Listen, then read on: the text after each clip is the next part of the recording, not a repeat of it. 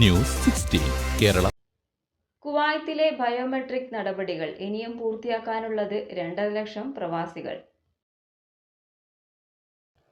കുവൈത്തിൽ ബയോമെട്രിക് പരിശോധനകൾക്ക് അനുവദിച്ച സമയം അവസാനിക്കാൻ ഒരു ദിവസം മാത്രം അവശേഷിക്കെ ഇനിയും നടപടികൾ പൂർത്തിയാക്കാൻ ബാക്കിയുള്ളത് 2.5 ലക്ഷം പ്രവാസികളെന്ന് report. General department of criminal എവിഡൻസിന്റെ സ്ഥിതിവിവരക്കണക്ക് പ്രകാരം രാജ്യത്ത് ഇനിയും 90,000 സ്വദേശികളും 2.5 ലക്ഷം പ്രവാസികളും 16,000 ബിദൂനികളും ബയോമെട്രിക് നടപടികൾ പൂർത്തിയാക്കാൻ ബാക്കിയുണ്ട്. ഇനിയും നടപടികൾ പൂർത്തിയാക്കിയിട്ടില്ലാത്ത പ്രവാസികളുടെ ബാങ്ക് അക്കൗണ്ടുകൾ ഉൾപ്പെടെയുള്ള മുഴുവൻ ഇടപാടുകളും ബുധനാഴ്ചയോടെ നിർത്തലാക്കുമെന്ന് criminal evidence general department director major general Eid al Waihan അറിയിച്ചു. ഭിന്നശേഷിക്കാർ, കിടപ്പ് രോഗികൾ തുടങ്ങിയവരുൾപ്പെടെ 12,000 പേരുടെ വീടുകളിൽ എത്തിയാണ് ബയോമെട്രിക് നടപടികൾ പൂർത്തിയാക്കിയതെന്നും അദ്ദേഹം പറഞ്ഞു.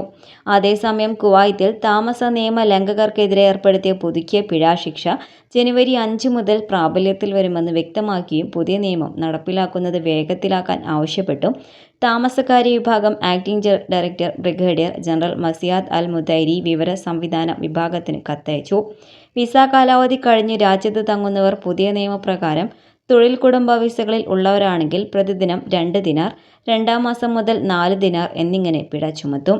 ഇത് പരമാവധി 1,200 ദിനാറായി നിജപ്പെടുത്തിയിട്ടുണ്ട്. വാണിജ്യ കുടുംബ സന്ദർശക വിസയിലെത്തി കാലാവധി കഴിഞ്ഞും രാജ്യം വിട്ടില്ലെങ്കിൽ അവർക്കെതിരെ പ്രതിദിനം 10 ദിനാർ പിഴ ഈടാക്കും. ഇത് പരമാവധി 2,000 ദിനാറായി നിജപ്പെടുത്തി. അതോടൊപ്പം നവജാത ശിശുക്കളുടെ ജനനം 4 മാസത്തിനകം രജിസ്റ്റർ ചെയ്തില്ലെങ്കിൽ 2,000 ദിനാർ പിഴയൊടുക്കേണ്ടി വരും.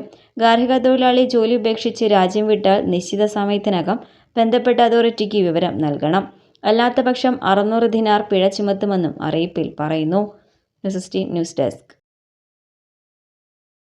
പക്ഷമില്ല, വിവേചനമില്ല. നേരിനൊപ്പം, നാടിനൊപ്പം, നാട്ടുകാർക്കൊപ്പം. News 16 Kerala channel.